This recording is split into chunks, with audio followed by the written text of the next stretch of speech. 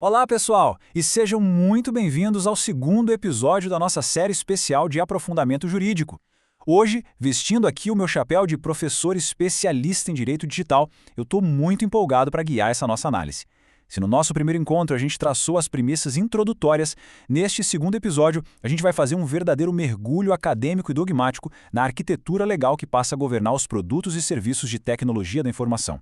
Estamos falando, mais especificamente, dos artigos 4º a 9º do novo ECA Digital. Então, preparem-se para uma aula com bastante densidade jurídica, focada nas estruturas normativas que estão literalmente mudando o paradigma da internet aqui no Brasil. Para organizar o nosso raciocínio, a nossa ementa de hoje está dividida em 5 eixos estruturais. Nós vamos passar pelos fundamentos do artigo 4º, depois entender a nova arquitetura de proteção digital, analisar a prevenção e os deveres essenciais, debater o polêmico fim da autodeclaração de idade, e fechar com uma síntese doutrinária. Muito bem, começando então pelo nosso primeiro ponto, os fundamentos do artigo 4º e esse alicerce doutrinário da proteção digital. Todo edifício jurídico precisa de um alicerce sólido, né? E no ECA Digital, essa base está toda lá no artigo 4º. E é fascinante observar como a lei estrita absorveu a teoria aqui. O conceito de desenvolvimento biopsicossocial sempre foi um grande pilar da doutrina de proteção à infância. Basicamente, ele reconhece que crianças e adolescentes não são apenas adultos em miniatura, sabe? Eles são indivíduos em uma condição peculiar de desenvolvimento biológico, psicológico e social. A grande sacada do novo ECA Digital é que esse conceito, que antes era puramente doutrinário, agora passa a ser expressamente positivado na norma jurídica. Ou seja, as plataformas de tecnologia não podem mais, de jeito nenhum, alegar desconhecimento sobre a vulnerabilidade intrínseca dos seus usuários mais jovens. Tá na lei. E a gente precisa desempacotar os princípios vitais que vêm junto com isso. Primeiro, claro, a proteção integral e a prevalência absoluta de interesses, que é o que norteia tudo. Segundo, a garantia de segurança contra todas as formas de violência, intimidação e abuso no ambiente online. Terceiro, e esse tem uma densidade enorme, é a proteção contra a exploração comercial. Veja bem, o ECA Digital não opera no vácuo, tá? Ele consolida o sistema que já existe. Essa proteção ao consumo infantil conversa diretamente com o artigo 5º da Lei da Primeira Infância e tem um lastro fortíssimo lá no artigo 220, parágrafo 3º, inciso 2 da nossa Constituição Federal. Além disso, temos a promoção da educação digital para um uso realmente seguro e responsável e a exigência rigorosa de transparência e responsabilidade no tratamento de dados. Tudo isso forma um núcleo duro dos deveres das Big Techs. Avançando aqui para a nossa segunda sessão, vamos falar da arquitetura de proteção digital e da mudança operacional trazida pelos artigos 5º a 8º. Agora, a gente sai do campo das ideias abstratas e entra na operação prática. Aquela velha tese de neutralidade tecnológica, esquece, ela deixa de ser um escudo. A lei importou 2 conceitos técnicos jurídicos fundamentais, Privacy by Design e Safety by Default. Na prática, as plataformas são obrigadas a embutir estruturalmente configurações máximas de privacidade e segurança desde o código-fonte, lá na concepção do produto e não como um puxadinho no final. Os fornecedores têm o dever de adotar mecanismos de segurança que possibilitem aos pais e responsáveis prevenir acessos inadequados. O modelo mais restrito e protetivo tem que ser, por imposição legal, o padrão inicial de fábrica. Isso ilustra perfeitamente o que a academia já vinha defendendo há anos.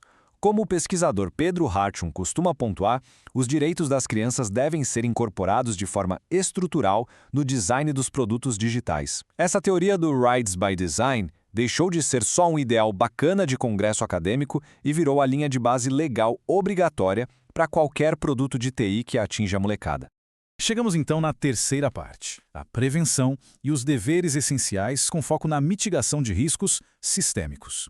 Pessoal, a lei detalha obrigações ativas muito sérias agora. Acabou aquela postura puramente reativa do tipo só apago se a justiça mandar. Olha só esses 4 passos operacionais que viraram mandamentos estritos. 1.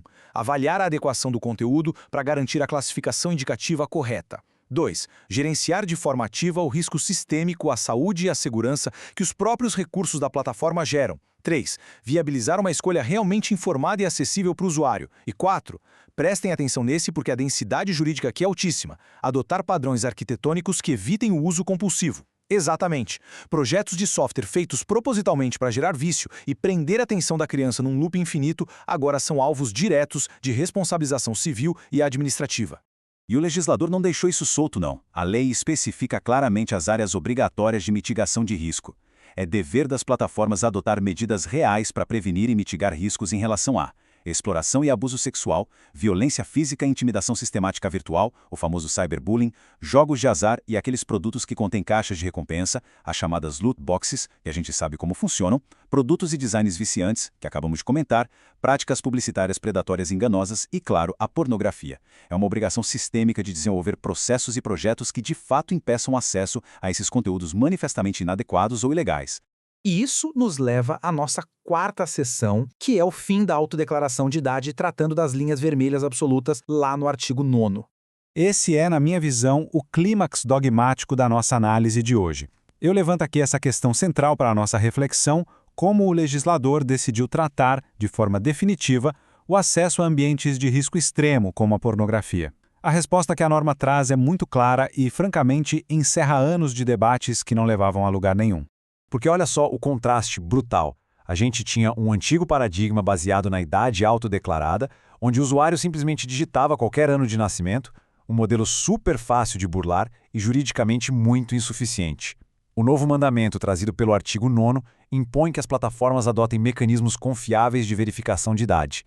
E a grande mudança de postura da lei é que ela veda expressamente a autodeclaração para conteúdos inadequados. Acabou aquela era daquela telinha inútil de clique aqui se você tem mais de 18 anos. E para não deixar absolutamente nenhuma margem para interpretação frouxa sobre o que é inadequado, a lei crava uma diretriz de tolerância zero. O texto é literal. Provedores de conteúdo pornográfico devem impedir a criação de contas ou perfis por crianças e adolescentes. É uma linha vermelha absoluta. Quem fornece tecnologia operando nesse ambiente de altíssimo risco passa a ter um dever de resultado e falhar em implementar essa barreira vai gerar uma responsabilização direta. Para fecharmos a nossa análise, vamos para a quinta e última sessão, com a nossa síntese doutrinária e a harmonização do direito digital. Porque a gente não pode ser ingênuo, né? Tem uma tensão jurídica óbvia aí que precisamos amarrar. A exigência de verificar a idade através de mecanismos reais pode esbarrar nas regras de proteção de dados. Como a pesquisadora Caitlin Mulholland aponta muito bem, a coleta de dados biométricos sensíveis exige consentimento específico e proteção máxima, justamente para evitar dar um cheque em branco para as Big Techs extraírem ainda mais da gente. E o ECA Digital responde a isso prevendo que esses dados de verificação não podem ser reaproveitados para nenhum outro fim. Ele se harmoniza perfeitamente com a LGPD, garantindo os princípios da finalidade, da necessidade e da minimização dos dados. E a visão da Sonia Livingstone, uma baita pesquisadora da área, sintetiza demais o espírito dessa lei. Ela diz que precisamos de maior transparência, responsabilização e controle social sobre as práticas de moderação das plataformas. E é exatamente essa transferência de responsabilidade que o ECA Digital faz. Ele tira aquele fardo gigantesco que antes ficava largado só nas costas das famílias e distribui isso no regime de corresponsabilidade com as plataformas, impondo a elas deveres sistêmicos e arquitetônicos. As regras do jogo definitivamente mudaram. Para mim, essa mudança estrutural é um marco civilizatório na garantia dos direitos no ambiente digital aqui no Brasil, transformando anos de teorias e doutrinas em mandamentos dogmáticos que devem ser aplicados hoje. Bom, eu espero que essa nossa análise profunda dos artigos 4º a 9º tenha sido super elucidativa para vocês. E se você valoriza esse nível de densidade acadêmica e quer continuar aprendendo e se atualizando sobre esse tema, já sabe o que fazer, né? Se inscreve aqui no canal e deixa um like neste episódio.